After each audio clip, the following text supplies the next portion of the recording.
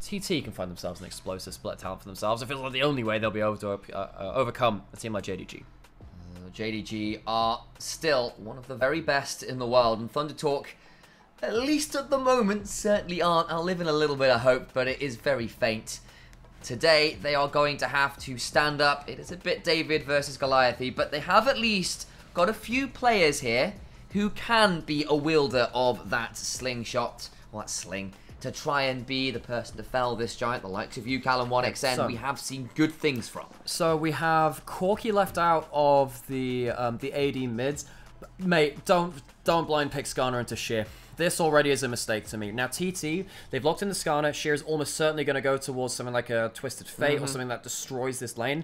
I think TT need to start setting for a lane swap composition already, because I think that they cannot afford to have Sheer in a lane-dominant matchup against Hoya. I also think that Sheer might be someone who's less experienced than Flandre, especially, well, definitely less experienced than Flandre, specifically at dealing with those lane swaps. So I think already, TT should be looking for a lane swap composition to get away from whatever Sheer locks into him. I also appreciate the focus on the Leona. It takes one of those big tools away from Feather. It gives Missing some agency to get things rolling.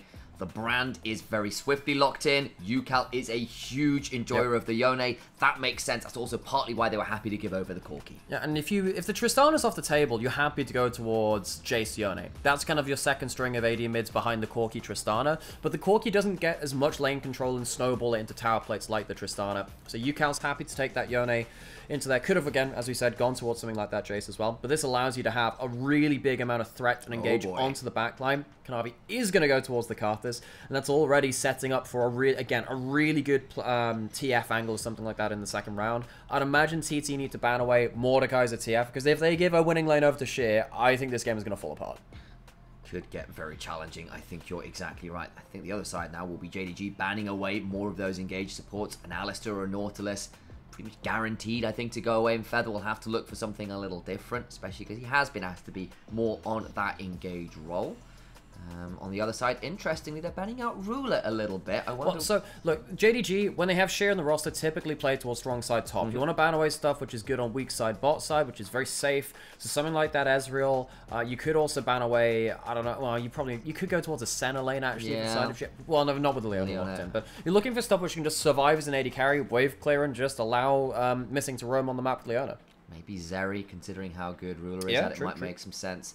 But yeah, they are going to opt into leaving up a few of those counter pick options. There's that Nautilus. I was worried about that. So we'll see what Feather has in the champ pool. Of course, hasn't really had a lot of games to show anything on the LPL stage yet. But we'll keep our eyes on that, at least this year, of course. And on the other side, last ban to come on through. Expecting something like Azeri, especially if they are trying to mitigate Missing's ability to roam around with that Leona and Impact's top lane. Are they really not going to ban away the Twisted Fate or the Mordekaiser? So they ban away one of the lane... I mean, don't you just slam in Twisted Fate here and say, alright, Skarner's going to suffer in lane? I feel like this is a bit... This is really risky from Thunder Talk, man. Just, I really don't want them to be locking in a composition that allows Sheer to play through lane with a winning lane. That just seems like absolute hell to me.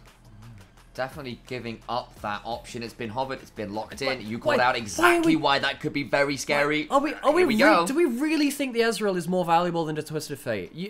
TT, I think they have to 100% lane swap now. I don't think you can allow Hoya to just suffer through Sheer. Like, we've seen what you can do with a winning lane matchup. This is going to be really bad for them.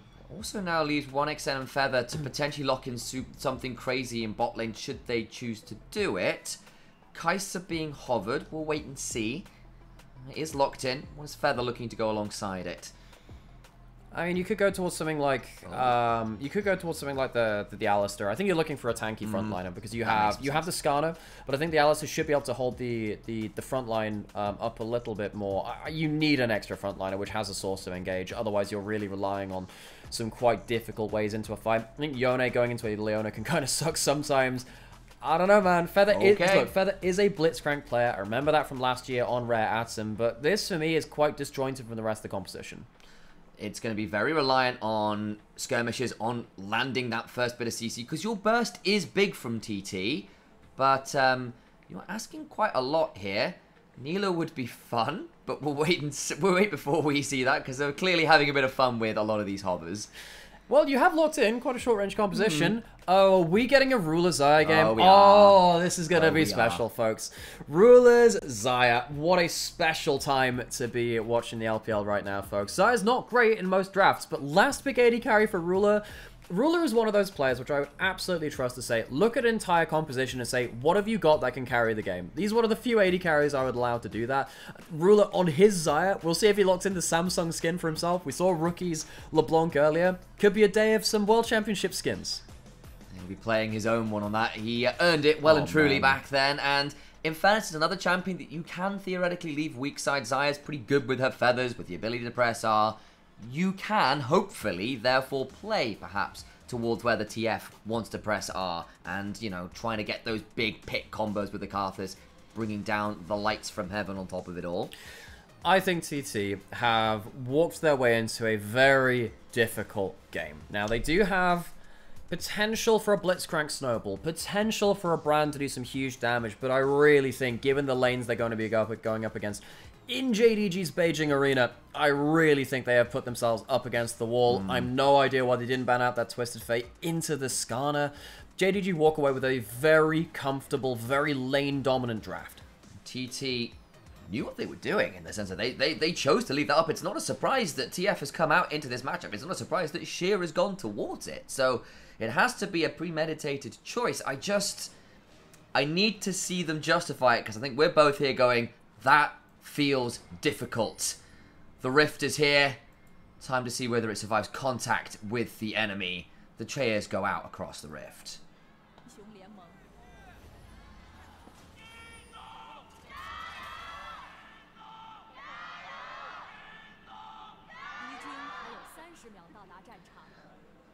Some huge cries for Jing Dong.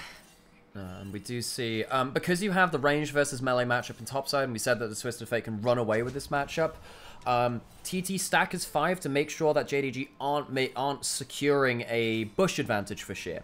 Now, what that means is that TF can stand in the bush closest towards Skarner's tower, drop in and out of that bush, get a load of auto attacks, and drop minion aggro at the same time, and it means that Skarner can barely enter lane to get XP.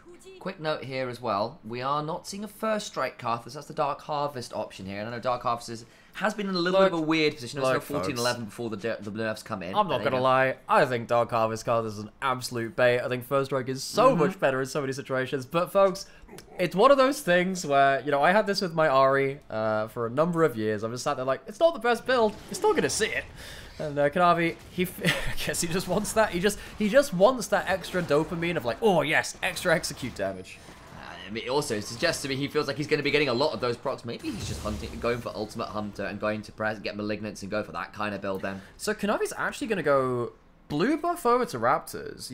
Beichuan's starting on blue on top side. He physically can't walk down fast enough to get this. It's going to be a Raptor for Raptor trade because Beichuan spots Kanavi going over to that Raptors, and that means that you are going to be trading evenly there. Does mean that Sheer is actually on the weak side of the map, and he's going to go actually over to the red buff instead. He'll be able to get himself very quick onto that. Kanavi's going to get his own Raptors. He doesn't always care to get red buffed as Karthus. He's going to be contesting here. Yeah, I think Beichuan should be able to get that just fine. Taken relatively low by this whole affair, and that's a slight mess up. There's a ward just in Tribrush that won't spot Beichuan retreating. That's a big moment. Beichuan won't have level 3. He will have stun because he leveled his Q first. Can he find something on Kanavi? He can't get his own passive, remember? Yeah, so Kanavi will lose red buff for the Raptor steal. So in the end, Beichuan gets away with it. Will be a slightly awkward timing on some of the clears, but really what he's done is go buff to buff. So he'll still get his camps on a clean timer for the reset. Feather doesn't land that hook in lane. Yeah, Xayah, I think really happy with how this game is looking, because you have a lot of champions which, yes, can outrange you in the brand, but if you're running up as a Blitzcrank, I really trust Ruler later on to ult through the hook, or whatever UCal does, and then just pull the feathers back through him. I feel like Ruler, if he gets all of his summoners, is going to be in a really, really good position. Went for the barrier, interestingly. Not the best versus Blitzcrank, because that is a hook that landed on the tower, I think, but he didn't get tower aggro. Lucky for them. There's a chance. The turnaround, though, with the feathers is onto a much more valuable target. 1xN not enjoying that trade at all. And Ruler has that barrier, which helps with the early game trades anyway. It just doesn't help when you have that ultimate. That's going to be Smite from Kanavi, so it is actually going to be buff steal. The buff steal all in all level 4 for Kanavi now. Feather has Hook, and it hits missing. That could be problematic. He's got the Eclipse Shield, is taken pretty low though, so I think anything further, probably a mistake, and JDG know it. Ignite onto Ruler though, throws down the barrier. Will be forced to use the Summoner there. Yeah, he knew that Feather didn't have his Hook. I feel like if people followed him, that would have worked a lot better, but Ruler now a very low HP. Feather flashing, forcing the flashback. Does get the additional Summoner. Ruler in a difficult position. Flash for the auto and the burn. Is it going to be quite enough? No. Still chunked low, but the pot running will keep him alive, and the Void Seeker just wide. Very, very close. Heavy bot side pressure coming in from TT, forcing up both summoners from the side. That could be really important. We see that a Hook does land onto missing. He just about takes Karagger after the minions died under that, but only takes the one shot. Ruler's going to greet himself another wave towards bot side. He's fairly close to level 4. We'll hit it off this wave, so he's not going to be under threat of too much dying. And Kanavi, while all this is happening, sees the overcommitment from TT towards bot side, goes into the bot side jungle, where they can't respond to it. A Karthus that's free to do that is pretty scary. Doing that without bot lane pressure is kind of wild. Ruler just got hit by Void Seeker. They are greeting super heavily here. Luckily, Missing has Flash, Ignite, and Eclipse, so he can stand and potentially defend against this. But 1xN and Feather get themselves something out of this bot lane. Get themselves a decent CS lead for one. And they'll have a slightly better back. Does get to stay for Rectrix gold though, which is huge because that move speed is so valuable in AD carries. That component has been so potent. There is the replay, and it was indeed a Void Seeker that lands. Ruler did level up to level 4 before he got hit for that one, so he didn't have the extra effective heal on level up, so very, very close on that one. 1xN, he has been a really important addition to this Thunder Talk gaming roster because he has been the secondary carry that they've kind of needed. The fact that he can be on something like that Kai'Sa and have a good early game here, that's a good sign. I think that TT need to make their first Kai'Sa ultimate of the game work out very well. I think if they do manage to get Blitzcrank, Kai'Sa, Yone firing out a Fog of War with big ultimates coming through, maybe they can stop JDG playing through something like the increasing TF advantage in topside. He's already 400 gold up. That's dangerous right now. Now a gold card lands, Kanavi's here, Wall of Pain comes through, you can't E that far. We're still going to get out. I think that was a Dark Harvest proc, so Kanavi in many ways is very happy with that. Yeah, saw the little one pop up on the bottom left. Yugao, does he have himself a Valkyrie? He does. Yukao's still looking for the Q3 afterwards to get an additional chunk, but missing being in the bush will prevent anything more. While all this is happening, top lane was pushing in, mid lane was pushing in, so Hoya has level 6, but he can't really respond to this. Kanavi can take himself these fruit for extra mana sustain, which is very helpful. And it's going to be full grubs going over to the side of JDG. Will be a trade of early game objectives. This has been the norm within LPL. We see one team taking Dragon, one team taking grubs, unless we have kind of like some early skirmishes, which mean you kind of get that opening for both of them all the same. Dragon over to TT. Patron will also claim the honey fruit, as you often do. Jungler's just mirroring in a lot of ways here. More than just the objective. All those other little extra mini objectives going their way too. And get another wave shoved on in. Another back for Ruler, taking that opportunity. Still kind of suffering in this lane though. The thing is, once you lose both of your summoners, it means that Feather can position much more aggressively, and it means that you have to position behind Missing and kind of make sure that Leona can tank that Hook. Just makes it much harder for you to play safely against the Blitzcrank Hook, and it's led to a significant CS lead, which JDG would like not to become too problematic in this game. They'd like that. We'll need to see whether they can shut down 1xN when he gets through to his first point of power. He's actually gone for the Cull, so he's not going for huge early game power on the Kai'Sa. He'd rather scale up a little bit more again.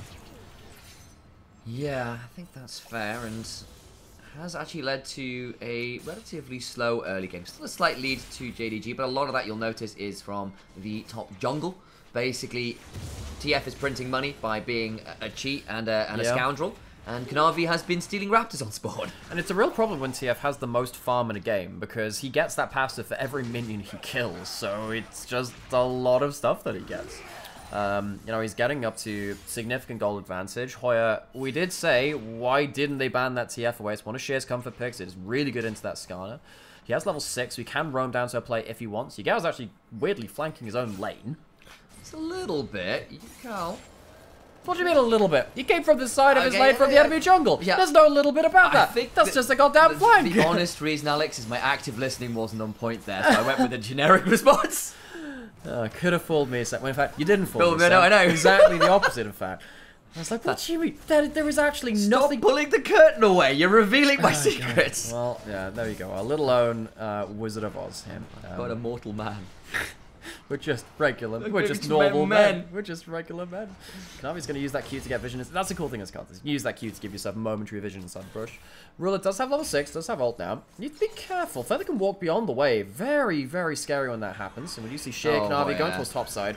Yeah, he needs to leave. That's more plates going away. Another Dark Harvest proc. Kanavi is just winning.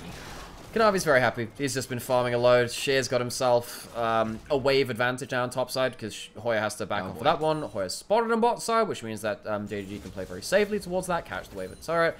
JDG, if you are expecting the JDG from 2023, that's not exactly the same way that we play the game here now on this team. It feels like JDG have gone back to, again, that 2020 to 2022 Kanavi Yagao style of JDG, where they do just chill, they look for value, they do occasionally look for opportunistic plays, but on the whole, they chill in the early game, wait for one big explosive mid-game fight, which of course plays into Ruler's wheelhouse as well.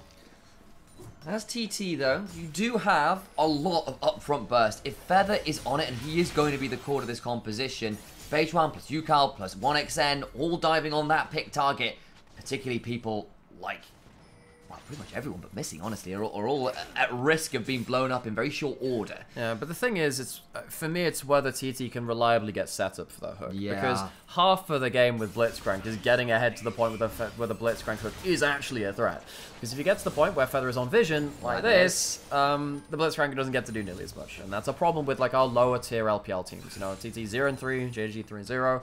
JDG are one of the best vision control teams in the entirety of the LPL. Feather. And they can make big plays like this. Feather has now been spotted. There is a TF ult available if they want to go aggressive, but JDG happy to not go for that. Bermuda Triangle. And look at all the wards. They have all these wards, and TD, they might have a ship go missing within that very dangerous piece of geography there. As Grub started up for JDG. This could be quite dangerous, actually, for Kanavi. You don't want to be positioning like this, particularly as the here comes the teleport. They could just get corralled here. Feather flashes forwards, and Birds of a Feather will flash away from hooks together. Still going to go down, though, because Hoya ain't a bird. He's a giant scorpion, and they just eviscerate the Xayah. Ruler's the only one that flashes away. Who's flashing away with him? Who's the other bird? I was saying there's Feather on the Blitzcrank. Oh, right. And we see Ruler on a bird flashing away. Like this was a multi-layered fun. I get it now. Just like, but they flash away. There's only one person flashing away. What's happening here? Do I have to deceive my eyes again? Feather flashed in as well, so there's double flash. Right. Okay. You've. We'll allow it for now. Alright, so we did say, JDG, not in a great position to defend those grubs.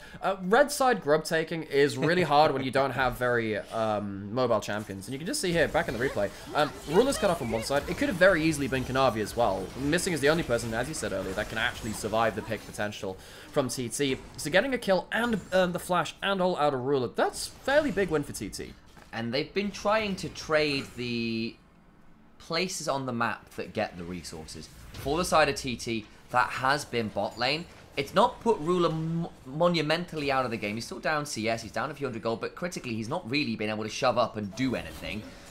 JDG now looking to try and get a dragon and trade out some of that. You know, one thing I've realized as well, Ruler, coming into this series, has a 28 KDA. Oh, now, he's been trying to have that removed a little bit, but you can see how dangerous it is for Feather to miss the hook as he goes forward. Yeah, and that's only going to get worse. Blitzcranks do hit a point where stepping forwards and missing the hook tends to lead to them dying. Threshers of old also know that one. Ruler's low HP, Missing's low HP. Missing doesn't have flash, he has ult, but there is a dragon up. The next hook coming in from Feather could actually be really dangerous, despite him also having low HP. All he needs to do is hit the hook. Feather's dead, unfortunately, because they just solar flare him. They knew what was going on. Turns out the Bermuda Triangle has moved. The extra ward was there. Feather goes down. It's like, yes, the next hook would be crazy, but he needs to actually, again, position well in regards to that vision. One of the reasons we really favor JDG against the field right now, very, very good at their fundamentals. They just get really good wards. The Blitzcrank does nothing. And Ruler's the one that picks up the kill. A player that, you know, has been under threat a lot this game, died for first blood, gets donated a kill right back, feels much better, and that's just evened up the nominal lead that 1XN did have in the lane. So, what have we got coming out of this? No one's starting the dragon just yet, because I think JDG, they'd rather be staying farming in lanes. They don't want to ever walk away from their safe vision. They've put down so many wards for Ruler. Shit. And Sheer wants to really stay in lane because he can do this. Why did they give him the TF? He has 1.5k gold lead. The fact this isn't banned is astounding to me. He has Kraken Slayer and picked up the Swifties early, so even the slows from Skarner aren't going to bother him at all. He's going to be able to get 4 plates and force another reset. That's just first turret to JDG. This is the bonus of having Sheer in your roster over Flandre. He is laning specialist and a real wrecking ball to use on strong champions like this. Now, would you want him in, like, Udyr versus Rek'Sai meta or something like that? Less so, right? Sheer is much more about taking those lane advantages and winning games with them. I don't think I'd particularly want him in lane swap games either, because Flandre is so much more experienced at that. And that's not to discredit Sheer. Flandre is just one of the most experienced top laners in the world. That's why it becomes relevant. But no, TT, seeing that Sheer's starting, giving him the Twisted Fate into a good matchup anyway, why the hell do you think that's a good idea? He is mashing the map, gets himself first turret on top side, has a 2.5k gold lead, almost has himself a fire cannon at 15 goddamn minutes into the game. I don't think TT are prepared for when Sheer actually starts moving across the map. Yeah, and Kanavi's not far off level 11 either, and once that comes on through, especially now with the Blackfire Torch, you are going to see some very deadly mid-game R button presses. We are. So, it's not going to be the Liandry's build that we have seen some Karthuses skip over the Blackfire first, go Liandry's into the Malignants. Those are some graphics which are overlaid on each other. They're trying to they're trying to hide from you the gold disadvantage, the gold advantage for Sheer. That's the plan, I think. They're like, nope, we can't actually allow graphic, you. Yeah, we can't. It's too not family friendly. It's too complicated for children to see, so it's a way of getting it, you know, safely on the screen without, you know, scaring minors. What are they? What, I thought they were underground, Sam. I thought. Oh well, that was last game. Right. They yearned for that. No, the children yearn for the mines. How can we forget? Anyway, Herald's started up again. This is about the best terrain that TT can play around right now. They do have damage. If the hook lands, they can very much play around it. Sheer's in the area, though, teleporting in with Hoya. Flashes back up, missing. Lands a Solar Flare sort of onto beige one, but the Herald goes down in such short order. And TT, that is a bit of Safari League of Legends. It is. They couldn't get that hook. Missing outsteps it. Now, Missing doesn't have Flash. He doesn't have Solar Flare. Feather's looking for the next hook and catches Kanavi. That could be huge. Damage back is big, but he gets to flash away. And Yukal doesn't press R. They take a second glance, a second look, and go, yeah, this isn't going to work. Yeah, well, they land the hook onto one of the targets who should get blown up, but there's no Feather follow-up. Feather only pulls him back minorly away from his team. And JDG, they walk away with a Herald, they walk away with another kill, they can go back into their lanes. Sheer didn't even have to use his ultimate on that, and he gets himself Fire Cannon at 16 minutes. JDG, we've said this before. We said this all the way through the early game. They don't always explode early game anymore, but they're happy to just sit in lane, get up to their items, and then fight through it. I think Sheer's going to absolutely take TT's head off in the next fight. It's a 1-2 game, and it's a 4,000 gold lead to JDG. Like, they are so ahead. Just look at that top lane discrepancy. Yeah, this is, again... Why did we not ban TF, Sam? Why did we think this was a good idea? It was obvious to us. Yeah. Like, it's got to be obvious to TT. No, they chose this matchup. Okay. There is that there, folks. I have cast 250 games of LPL this year. I'm pretty locked in about what these teams want to do. And so maybe I'm a little bit, you know, I see that one coming from a while off. But even then, if you're coach and staff in the LPL, you should know what the power picks of the enemy team are. It's Sheer's best champion. He's getting pressure on his lane now. He has that fire cannon. It's an extended range auto, but can't quite get in range before the Ixtal's impact takes Hoya away to safety.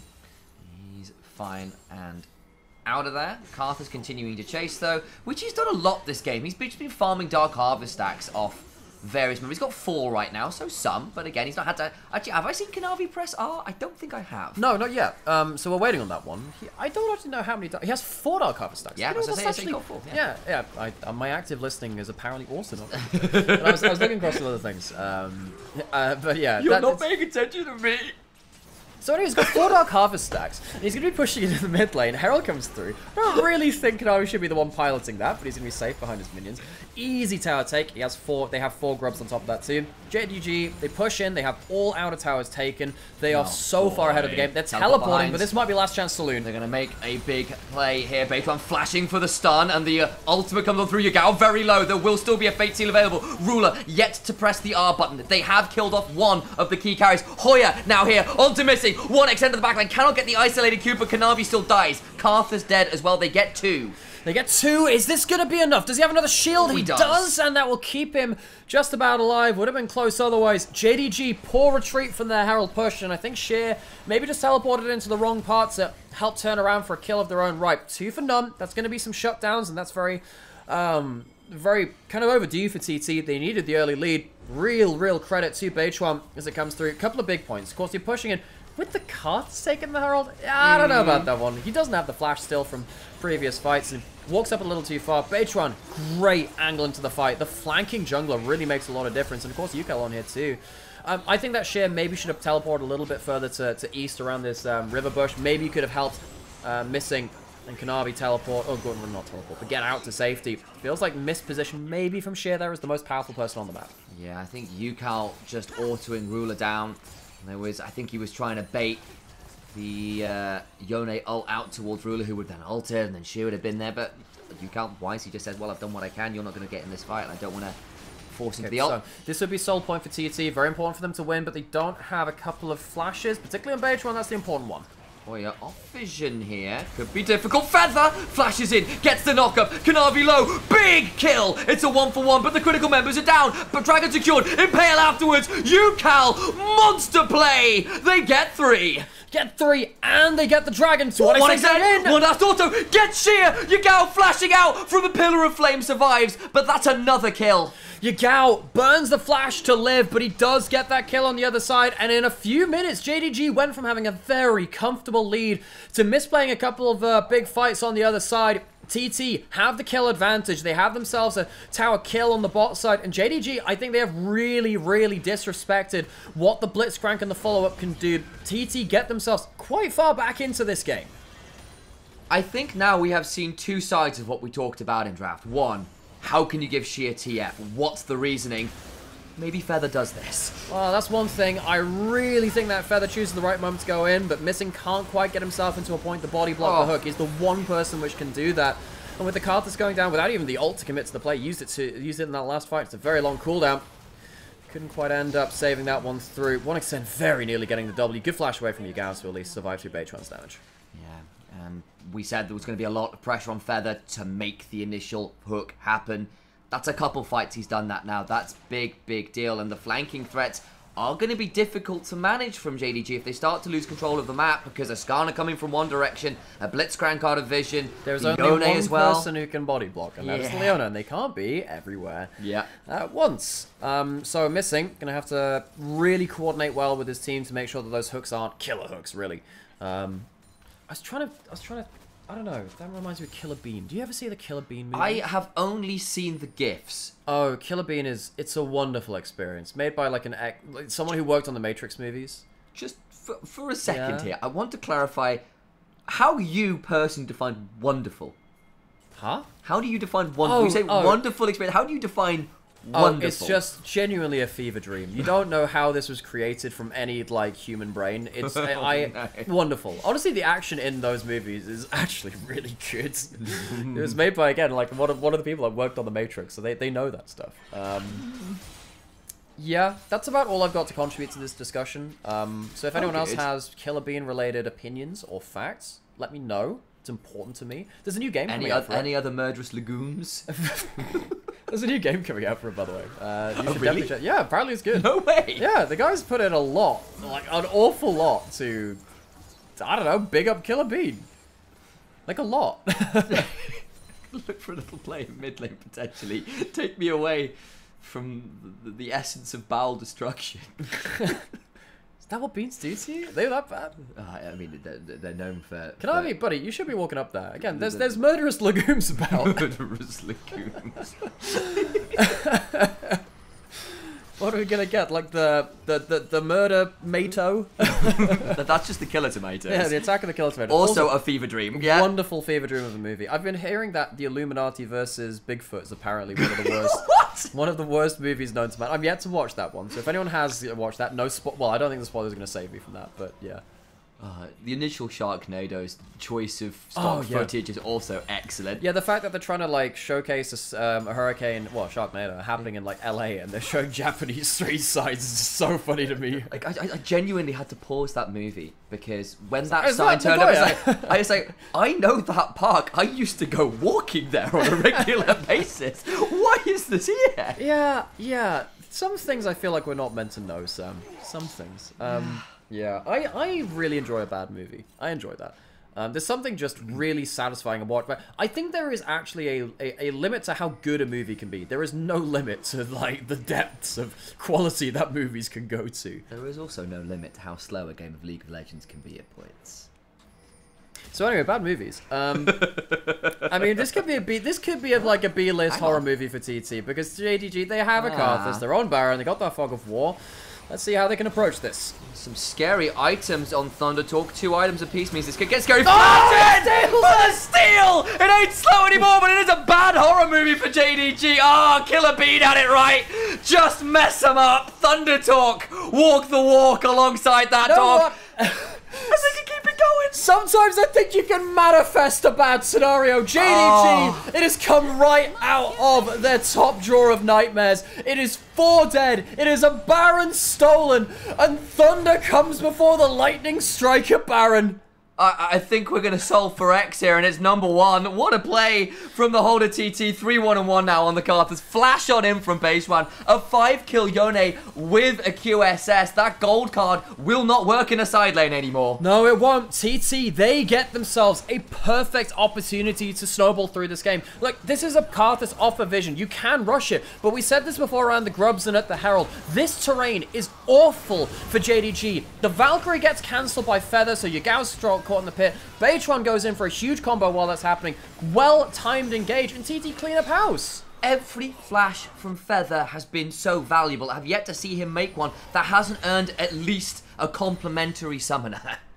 And now it's going to lead to Ocean Soul for TT. It's going to lead to them being able to push in. They've got almost a 4,000 gold power play so far. Sheer does have ults. They're going to start really trying to play around the globals. Oh, Sheer, he's in so much danger. The Zenith Blade was short. And that passive coming on through. But a flash for a Q3 will at least make this a 1-for-1. Now, TT, they've called down the reinforcements. They're not cross-mapping. They're going straight to the scene of the crime. They're going to come on down. They are corralling JDG. There's 3 members versus 4. Another hook! They just doesn't miss. Hoya lands an impale. It's only on to missing. Yagao needs to run away. But unfortunately, you're not on a mountainside. You can't keep climbing that one, goat. He's going down. Hoya claims that one. Skarner stings a little bit too deep. Oh, JDG, things go from 0 to 100 and in precisely the worst way for them. They needed to keep a hold of this Twisted Fate advantage in the side lane so they could use the global pressure. And I feel like JDG just chose the wrong terrain for themselves at the worst possible moment. TT, who are currently 0-3 in this group, very much at the bottom of the barrel, against the undefeated 6-0 in games JDG, might just be able to put them to the sword. And this was after a draft we went, how can you do this? How can you give Sheer, the TF, such a potent mid-jungle ruler on his legendary Xayah? Well, apparently, they saw something we didn't. They came in with the belief, a bit of swagger, and they play the mid-game like this. It is exceptional stuff. JDG, this is a team which, on the whole, looked like a top 3 team coming into the end of the second round robin as it starts now.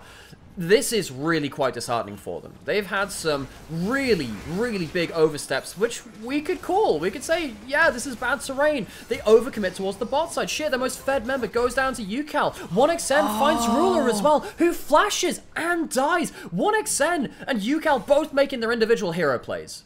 We didn't get that bit on screen, but the W lands from out of vision, and remember in Season 8 when Kai'Sa Xayah was every game, the reason you did the Kai'Sa was because sometimes you could just get to the Xayah where she can do jack all. Now we're getting to the point where UCal, level 16, Yagao, level 14, 1xN, level 15, Ruler, level 13, XP advantages and big rolls for TT have opened up now. JDG, they're going to have to try and find themselves another big play with TF somewhere. I don't know whether they can take the grouped up fights anymore though. I think it's so hard with 1xN being so powerful and having summoners and ults available. And with the build he's going for as well, this is flexing from an on-hit build to being a pretty scary AP threat as well. Another NLR in there, meaning probably as Zhonya's you'd imagine.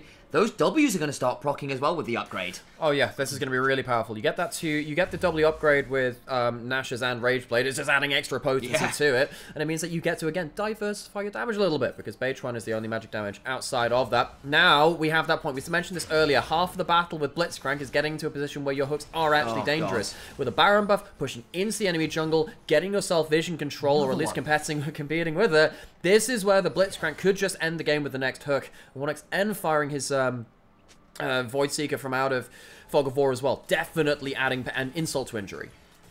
And now you hit the point where your Corki isn't a poke champion anymore. You're Xayah, pretty short range, and suddenly you've got to be afraid of being next to Wave and Brand hitting you with something. 1xN being a one-man artillery bot. And now Beitron as well. Beitron on AP junglers has been a real force of nature. He was one of the players which I thought... Oh, god damn, those hooks are so scary. I thought that Beitron was a player that really struggled on TT before. I think on the Xin Sao meta, he was really struggling. On the AP junglers, he has looked genuinely pretty forceful for this team. He's got a Zhonya's, he's got 2 HP items, which will make him very hard to kill. 10 stacks on the Dark Seal and the Flash. Beitron, in his own right, could also end a team fight by himself. Initialise into a lot of people who really value move speed could be pretty problematic. The Swifties made sense partly from sheer because of that, but as it stands, it's just getting harder and harder and harder. It's building towards, by the looks of it, I think that's a wit's end with the Negatron and the recurve bow. Makes some sense when you've got some AP damage now to be reckoning with on a regular basis. So, JDG, down about 5,000 gold. By the way, they are definitely no strangers to coming back for some mid-game ints. They had that one game with Yugao on LeBlanc, Navi on Vi, where they went towards the side lane, died, gave up Baron, and they had to fight their way back. Can they do the same? But it has to be around Sheer. It has to be around the gold card. He has 4 items on the TF. Maybe he can catch someone out of position. But can they find that in the right timing before a hook lands, before a W does too much damage from that Kai'Sa? So, a ward was put down that wasn't swept out. Good from missing to at least get something. I don't think it's a known quantity because it hasn't been pinged. Now, that might prove valuable for JDG. And I into the river, which they shouldn't really have. Yeah, again, just look at the vision control. It means that the Bermuda Triangle has changed allegiances. TT, they have the vision control. See JDG trying to come through mid lane. Baron being rushed. JDG, how do they even engage onto this? There's a flash from Kanavi. The last Baron was a steal. He might be able to get on in. He's going to be able to get in there. Doesn't get it down, though. It's well comboed. It's a 1 for none as it stands. Damage back pretty huge. Do get 2, though, as the Acathian rain comes pouring on in. Acidic as all get out. Turns out when you add a little bit of void to water, it melts people. And with the kills coming down, TT can either push in for inhibs or they can go towards the Elder while... It's going to hold my breath there, flashing up for 1xM with no ult on Rule. It could have been dangerous. But this will be Elder and it will be the Baron buff twinned up. JDG, I think this is the fight which loses them the game. They're going to have to be against both double late game Uber buffs. Navi got in the pit though, and that got scary. I don't know whether he got CC'd or silenced or anything, because of course Blitzcrank can just press R, so maybe that would have stopped the spite press, but still got a little bit dicey seeing the Carthers get into the pit. Oh, but he put himself out of position to do that. JDG, they had so much control, and they put themselves at the mercy of GT and their picks. Kanavi flashes him, dies immediately. Ruler, yes, ults through UCal, but it's an ult, which means that he can't fight the rest of this. He can't get that corridor of feathers to prevent them going forwards. Ruler on his own skin, on his own Xayah. Can't quite get these team fights working for him. 1 and 4. He was KDA of 28, ahead in all stats against 1xM, leading into this series. He has been the second best AD carry in this game, partly through draft, partly through team play, but 1xN on this Kai'Sa is ruling the AD carry battle right now. And that is why I have so much love for this player. Sometimes the numbers don't tell you everything. The eye test on this guy has always said, yeah, he's got something to him. Yeah, I'm bigging him up, but sometimes you've got to do a bit of that hero building, especially for a team that on paper looks like they're struggling. And they have been. But you can see why people were excited about what this team could achieve. Yeah, so JDG, they are now playing very much in their own base against Vision Control. Feather has a Vision Pocket and catches missing. Not the target he really wants, but you have Elder. Elder, and that's the front line dead. And that's the one person which can tank the hook. I guess they can't anymore. Elder, Baron, might just enter the lead to the end of this game. How on earth do you clear the waves now? Flash for a hook only gets the Valkyrie. For once, Feather is wide. How rare has that been this game? Yugao hit though, and that means with the Elder buff and a Acathian rain, 1xN gets another. They keep on going. Yukal to the back of the Nexus. Claims Karthus. Ruler chunked out the Xayah again. Unable to contribute. Thunder Talk Gaming defeat the undefeated 0-3 versus 3-0. 6-0 game score means nothing. They are the champions of game 1, and it's gotta feel good. Oh, JDG felt like they had the game in their hands, but they just couldn't deal with TT at that Baron, and the game fell apart. They had early leads. They had a composition which looked like it played itself around side lanes, and they couldn't make it work. TT walk away with an explosive comeback win in game 1. That was pretty good fun. And actually, that was after an early game where it was looking awful for Thunder Talk. Yeah, the lanes were just passively growing larger and larger and larger. You know what I found really funny? Not to call you out here, White People, but there was a comment in chat which was effectively just like, yeah, saying that 1xn's got the eye test is a bit generous, and immediately